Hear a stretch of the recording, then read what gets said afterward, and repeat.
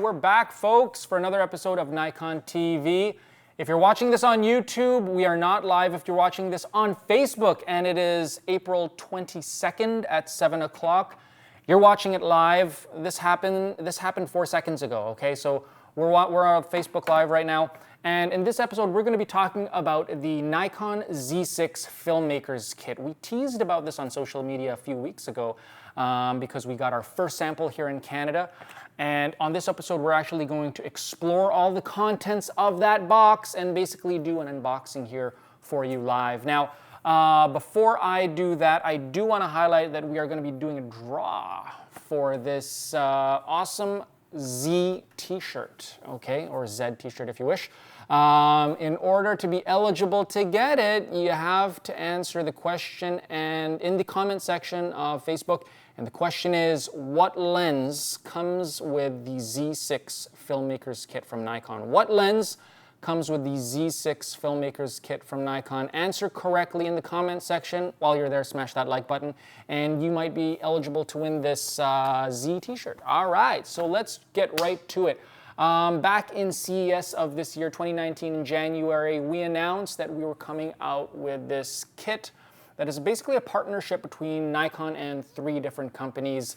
Gudson, who creates the Moza Air 2 gimbal, Rode, who included a microphone in this kit, their Video Pro microphone, as well as Atomos. It's a company that creates video monitors, and we're going to explore what that monitor, the Ninja 5, does in this kit. But before we get into all that, let's explore what this kit has inside. And we're going to show you right now an image that shows all the major components of this kit, which includes the Z6 body, as well as the 24-70 f4 S-line lens. Hint, hint, if you want to get into that prize eligibility, comment in the comment section below. It also includes the FTZ mount adapter, allowing you to mount any one of Nikon's almost 360 lenses on this Z6. 2 extra batteries for the Z6, as well as the 3 major components: the microphone, the Atomos Ninja monitor, as well as the gimbal that we're going to get to in a second. But before we do that, let's just explore the Z6 itself. I happen to have one right here in my hand. Again, we teased about this the other day on social media. I'm just going to show you our initial unboxing right now as we had that box. That's the actual box that it came in. It's a black box, and it houses all these different components inside. That's the arm right there for the gimbal that you can attach the monitor to. And I didn't mention that is a Vimeo Pro 1-year subscription that is available in this kit. It is $51.99 here in Canada, and all the components combined give you a savings of about $1,400. So if you were to outsource all these components individually, you'd be looking at a $1,400 savings for what you're paying $52.99. Also, it's a one-stop shop. For anybody looking to produce high-quality video, this is essentially the best video product that Nikon has produced to date, the Z6, and which is why it just stands to reason we created a partnership with all these companies to create a kit that basically gets you up and running out of the box. So let's just get right into it and explore some of the features of the Z6 itself. If you're looking at a camera to shoot your videos, the Z6 essentially has it all. So I'm just going to show you some of the interface features if you're not familiar with the Z6 here at the back of the camera. I'm just going to hold it still for a second here as Chris gets set. But I will mention the fact that this now has a, well, it has a tilting touch screen as well. And in this touch screen, it's extremely usable because you have now a customizable 12-option menu that you can customize both for your stills interface as well as your video. And we're going to explore the video options right now. You have in here the microphone level options up here. You also have this quick access to these 12 items. And by the way, any of these 12 items can be customized inside your menu. You can orient them to any position that you want and any option that you want, such as, let's take a look here, focus peaking. This is incredibly important when you want a manual focus. And I actually have my lens on manual focus right now, and I just want to show you, once I have that, if I move my manual focus ring right here at the back, everything that is in focus, if I can just grab on the chair right there, or the pillow, okay. Once it's in peak focus, it will glow red. Now, do you see that? There you go. So you can change that color from anywhere from 4 different colors: yellow, white, blue, and red, of course. And that's an option also available on this. You can also now, if I turn peaking off, have a monitor for your highlights. So now we have highlight display options where we can customize the threshold. So this is a new feature on Z cameras, is we can determine exactly precisely where the threshold is that shows the highlight peaking. So we can go as low as 180, or you can be as precise to bring it up all the way up to 248 or 255 for pure white. So you know exactly at what point your video highlights are essentially off the charts, okay? So all these options are here, plus the fact that your resolutions now go all the way up to 4K UHD. But the key thing here, it's full frame, guys. This means that if you're using a 24-70 like I have here, the new 24-70 2.8, and you're using it 24 millimeters, it will in fact be 24 millimeters, and you have your options of 30 frames per second or up to down to 24 frames per second if you want more of a cinematic look. I'll show you some of the other frame rate options here, such as the new 120 frames per second. It says 100 there because that's at a different, but right here, 120 frames per second at 1080p. You can have it such that you're recording that video right in camera and you can speed ramp it later on, or you can have the camera make it a slow motion video for you right there. So a lot of options inside of the Z6 here. I just wanted to highlight some of those options, but as well, I also want to highlight the fact that you now have in camera different options for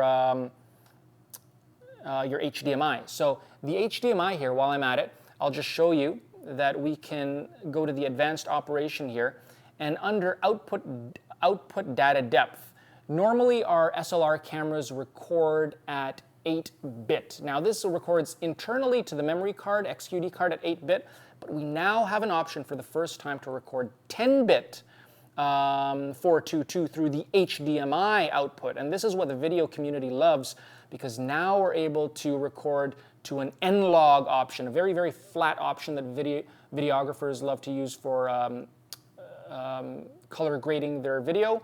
We also have a view assist here, so what you see on your screen is also sort of a color profiled option. So that is essentially the Z6. That's the heart of this kit. It comes with the 24-70 f4 lens. I mean, if you were to get the 24-70 f4 kit with the Z6 and the FTZ adapter, you're looking close to $4,000 MSRP in Canada. So what you're getting for $52.99 with all these components is really a really good deal. Now let's move on to the Rode microphone that comes with this.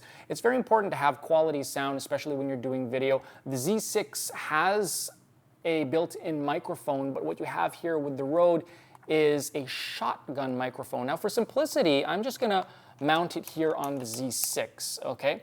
So this comes with your standard 3.5 mil jack that you plug right into the mic, right there. And the thing I love about this, guys, is that as soon as I turn the camera on, the microphone goes on. So if I turn the camera off right now, that microphone will turn off, okay? Right there, so the light turns off, and when I turn it on, the light turns on, so it's never using more battery than it has to. There's some sophisticated options you can do with this, such as wind noise reduction. You can hit this button here for additional gain on the microphone, and you can even split between the right and left channels, the decibel level between those two right and left channels. So a lot of sophistication in this Rode microphone. I've attached it here on the camera itself for simplicity. But if you wanted to use this all in one, like with the gimbal, with your Atomos Ninja 5, I suggest you get a simple three, let's just see here. Yeah, I have it right here. So if you wanted to use your, we're gonna get to this right now, if you want to use your Atomos Ninja 5 monitor with the Rode microphone, all you have to get is a simple adapter, which is right here. This is the 1/4 to 3/8 inch adapter. So basically the quarter screw goes into the Ninja itself, okay? And then the other end that's sticking up, that's the 3/8 inch goes right onto the Rode microphone itself. So essentially, you would be recording with this monitor right here, and you'd be recording the sound with the Rode, getting the signal from your Z6 camera, okay? So this is the other component that comes in this kit, and this is the Ninja 5 made by Atomos. And again, we debuted this, this partnership together with Atomos back in January at CES in Las Vegas. And what I'm gonna do right now is, if you want to use this very simply just on the Z6, okay, and the Ninja itself, I suggest you get one of these adapters. It's just like a simple ball head, okay, which allows you to use the Ninja on top of the hot shoe of the camera. So this one's from Manfrotto. It's a 492 LCD, and all I'm going to do, it's a very sturdy ball head, so all I'm going to do is I'm going to sit it on here on the hot shoe, screw that in tightly, and I can adjust the angle of where I want the monitor, okay, with that ball head right there. And all I'm gonna do is I'm gonna plug this right into the HDMI port, okay? So this goes into the HDMI port, and essentially what I'm gonna get now is I'm streaming the signal from the camera to this monitor. And the beauty of the monitor, it's very, very sophisticated in that the monitoring options have more than the Z6 has. It has different profiles in here, and it has different ways that it can monitor your colors and your tonality. It's a high definition 5.2 inch monitor that doubles as a recorder. So if you see here on the back, okay, I have a Master Caddy 2. It's basically the enclosure that comes with the Atomos Ninja. You will have to purchase a hard drive, like a solid state hard drive. Look on Atomos' website for the recommended hard drives that they recommend go with this. But if you want to just go out and get your own solid state, you can just mount it into the Master Caddy 2. You're also going to have to get yourself a battery. Now, the Ninja comes with an AC adapter, so you can plug it into a wall to power it. But if you want to be obviously running and gunning, you want to get yourself a battery as well. Okay, so those are the two things that you're going to need. to get this up and running right off the bat.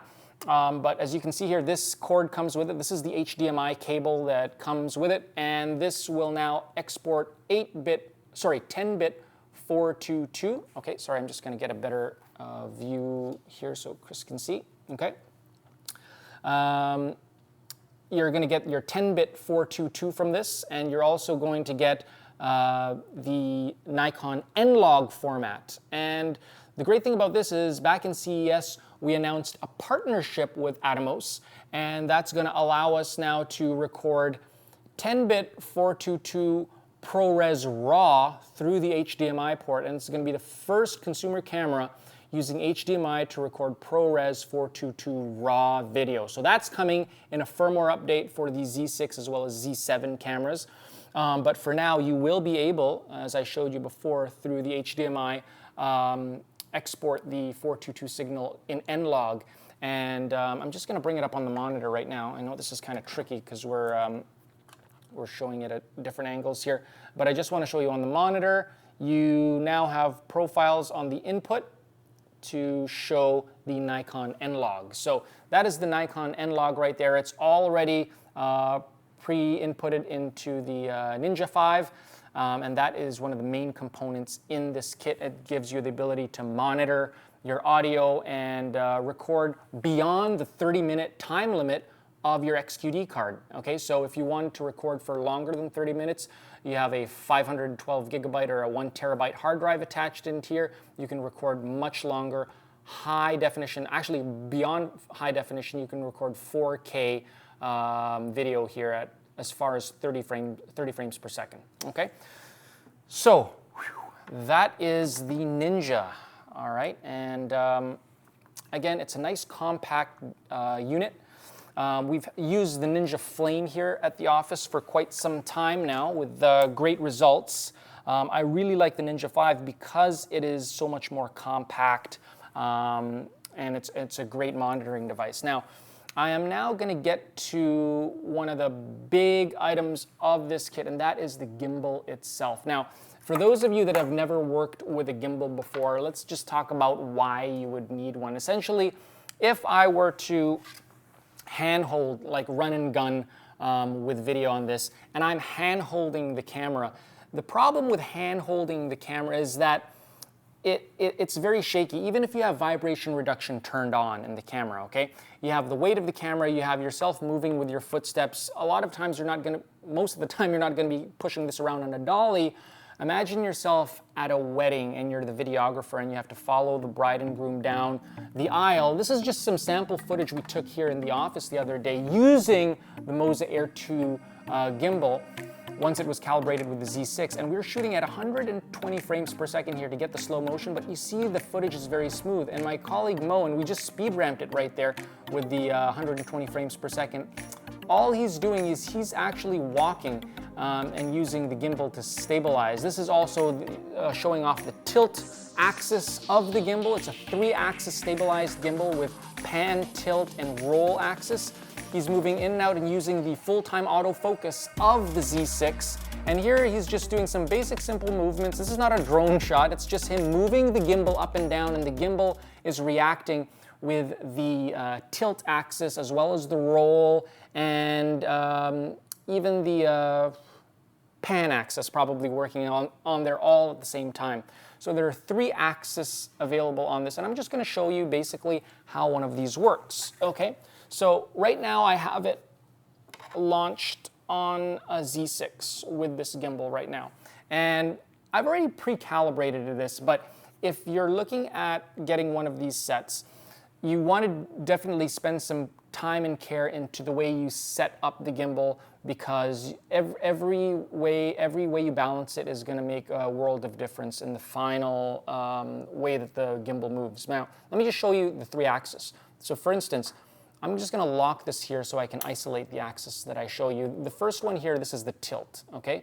So it's tilting forward, tilting back, all right? That's one axis right there that the camera is going to try to control and counter when you make your movements, okay? So it's going to try to stabilize that. The next axis that I'm going to show you here, okay, so that's tilt. The next axis that I'm going to show you is the roll axis. So this is the roll of the gimbal right there. And then the last one is, I'm just going to try to isolate them here, is the pan. So this is the pan axis, moving left and right, up, down, as well as roll. Okay, so that's the 3 axis that we're working with here. And right now it's limp because the gimbal is turned off, so there's no power going on into the motors. So all I'm going to do right now is I'm going to press this button on the gimbal for 2 seconds, and now it turns on and it goes to its default position. So I actually took the time to calibrate the weight of this Z6 with the 24-70 at exactly that focal length. So when you're calibrating this, it's very important that you have the battery installed, you have the memory card installed, because that weight makes a difference. If you're going to use a lens hood or even a filter, put it on at the time of calibration. If you're using a certain lens, you stick with that lens. You do not change lenses once you've calibrated it, otherwise you're going to have to calibrate it again, even down to the focal length that you're using. I'm using a 24-70 right now, and I have it set to 24 mil. I'm going to leave it there. I'm not going to move it. If I moved it out to 7 and this lens protrudes, I'm going to have to recalibrate. Even the USB cable attached to here, that makes a difference as well. Okay. So some of the things that I can do with this is it's going to stabilize here. So if you can imagine, I'm holding it right now, and you can see the gimbal is now compensating for my movements. Okay. I'm just going to turn it on here, turn the camera on. So now that I have it on, I can control a lot of the things from the camera from the gimbal itself because it's attached with the USB, okay?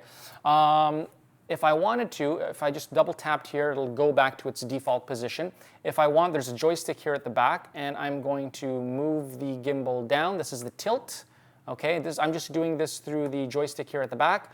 I can adjust the pan, so I can pan it left and right, okay? So, as a matter of fact, if I wanted to take a selfie of myself, there's actually a mode for that. I'm just going to double tap the trigger here at the front. That's facing forward. If I'm a blogger and I want to do a selfie video of myself, I'm just going to triple tap, and then it comes back to myself like so. Okay, so if I had a wide angle lens and I wanted to do a vlog, I can just do this, and now I'm basically vlogging myself, and I can adjust the tilt right from the joystick. Okay. So that is the selfie mode. I can just double tap this and it goes right back to the front. And this dial right here on the left, this actually adjusts my roll. Okay, so I can adjust the roll axis through this dial right here. And again, like I said, double tap and go back to that mode. So the movements that you're able to do with this, I mean, it's essentially 3. You can hold it in a vertical position. If you wanted to, there's what we call kind of like the flashlight position right here. So you can hold the gimbal like this in flashlight position, or you can go completely what we call like an underslung mode. So like that shot that we were doing there before with Mo following the footsteps, you can just hold it upside down. And I advise you, if you were to do this, you should already calibrate the monitor in the position that you want the monitor. This is a very angle monitor, so if you're going to be doing it in underslung mode and you're going to be, moving it around like this, and you want to monitor the video by moving the screen up, you should already have done that when you calibrate it. So this is different ways that you can use the gimbal. Okay. And now I'm going to show you the app. All right, so I'm just going to place this right here on the table. And you see that it also comes with a tripod on it. So if I just wanted to put it on a desk like so, I'm just going to trigger it like this, you could just use it on a tripod. And the cool thing about the app that I'm about to show you here on my phone is that you can actually use this for motion lapses. So we all know what time lapses are, but this can actually do a time lapse that incorporates motion, and every increment, every interval, it will move the gimbal on any one of the 3 axes or combine 3 axes to create that motion lapse. So that's one of the things. If you're into time lapse, you want to invest in something like this, which is like the Moza Air 2 gimbal. Now, if you're looking for the app for this, you want to make sure you get the Moza Master app. Okay, the Moza Master app is what's going to be needed if you want to connect to this. So I believe if you're on the Apple App Store, it's probably about the 4th one down. But right here, I mean, from my app itself, I can move the tilt of the camera. So if I can, I'll show you right here, okay, if I can get a close-up of my controls. This is the app itself, okay, and I have my tilt over here, so I'm actually moving the camera right now. Maybe I'll just, yeah, I'll move right there, and then this is the roll, okay, and I can do all that from my app, okay. So if I'm remote and I can't actually physically put my hands on the actual gimbal itself to move the joystick at the back, I can use my app over here to move all those things. And I think you can see at the back there, moving it all around, okay? So that is the Moza Master app, and you want to find that on your Apple App Store, and I think it's about the 4th one down at this point in time, okay? So there we have it. One thing I do want to highlight, folks, is that if you wanted to learn more about the operations of your Z6 or Z7 cameras, one thing that you could harness is this new app here. Well, it's not a new app. It's been around for a while. It's Nikon Manual Viewer 2. And we use it a lot because we have a lot of manuals here at Nikon. And in order to keep all these books around, we'd need a separate backpack for all these books. But these are all just PDFs. You can download any of our current SLRs and even past SLRs. But now we have the PDFs for the Z6 and Z7, and the great thing about this is I can just flip through. I can increase the size of the fonts, but also it has a search option right here. So if I'm looking for something with HDMI or N-Log, I can go right to that page. So it's called the Nikon Manual Viewer 2, and I suggest you get that for all your questions about the Z6 and its operation and video, etc., etc. All right. So that was all the components of our Z6 Filmmakers Kit. Whoa, we're going back to default. And after the break, we're going to come back with some of your questions. And right now, we're going to take a close look at the new Nikon 24-70 f2.8 lens, a little featurette by Nikon ambassador from the US, Amy Vitale. This lens is small and light, and it allows me to get close and intimate to the people I'm photographing. And in a way, it almost allows me to become invisible. My name is Amy Vitale. I'm here in Cape Town, South Africa, shooting this incredible city that is so diverse in its landscape and also the richness of culture. I need my gear to be fast and sharp. Frankly, it just has to handle a lot of abuse because I'm in these extreme landscapes, for example, in the middle of a sandstorm.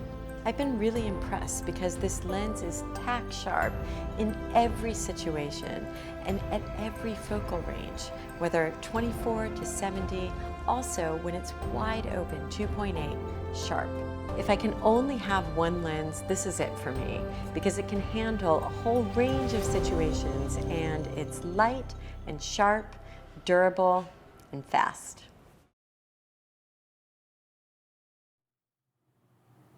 Are we back? Are we live? What's going on? Yeah, we're back. Okay, good. So guys, before I get to your questions here, I did want to mention the fact that the Z6 Filmmakers Kit, okay, comes in that black box that we showed you at the beginning there, but the pre-cut foam in it is already designed for a Pelican case. So if I'm going to just show you the components right here, all right, it fits perfectly into this Pelican case, and what you see there is slots pre-cut for the Z6 itself, the 24-70 f4 S-line lens, the FTZ adapter, the two ENEL15B batteries, as well as the Rode Video Pro microphone, as well as the Atomos Ninja 5, and the arm that will attach the Ninja onto the actual gimbal itself. Okay, so the gimbal is large that you don't really fit it into this Pelican case, but I will, take the moment here just to show you that the box that the gimbal comes in already sort of has a very organized pre-cut foam in it. So it's a very good organizer. So when I bring this around, I carry the Pelican case right here. So all my components are in this Pelican case. but my gimbal actually rests right in here, and I just wanted to show you the box because it is nicely organized in here. Okay, so there's the gimbal, this is the battery charger, and by the way, the batteries in this will last you 16 hours. Okay, so on one charge, you should be able to do a whole day's shoot. It'll last you for 16 hours. There's a couple of base plates in there. This is the tripod, some of the cords for the USB-C onto the Z6, as well as some other nuts and bolts and keys and stuff like that. Okay, so that is the packaging, and I just wanted to make sure, because my friends told me I forgot to mention that. Even though it was my idea to mention it, I just forgot. Okay, so let's just get to the questions here. All right, so let's just see. Okay, question from Rob, and his question says, does the FTZ adapter come in the kit as well? Yes, I just showed. The FTZ adapter is actually a $359 adapter, and what it does is it allows you to use any of the F-mount lenses onto the Z6. And if you guys didn't know this, the Z6 has built-in image stabilization through the sensor. The sensor is the one that actually compensates on 5 different axes. So if you're using a manual focus lens from way back when, you'll get stabilization on the Z6. So thanks for that question, Rob. The other question comes from Jen, and her question is, how big is the screen on the Atomos 5? It's about 5.2 inches. So it's a bigger monitor than you would have on your Z6 or Z7, but the dynamic range of that monitor is far larger. The monitoring options are far more sophisticated, and as well as it doubles as a recorder with an optional hard drive that you would attach to it as well. Okay, so it seems that that's our questions for today. I haven't checked the comment section, but we will. Kendall is going to be on it, and the question of the day was for, oh, okay, it's gone, but it was for a Z, is it here? Oh, there it is. It is for this t-shirt. So I already mentioned it a couple of times. If you can just tell us in the comment section what lens comes with the Z6 Filmmakers Kit, you might have a chance to get this Z t-shirt. Until next time, we'll see you on our next episode of Nikon TV. Take care, guys.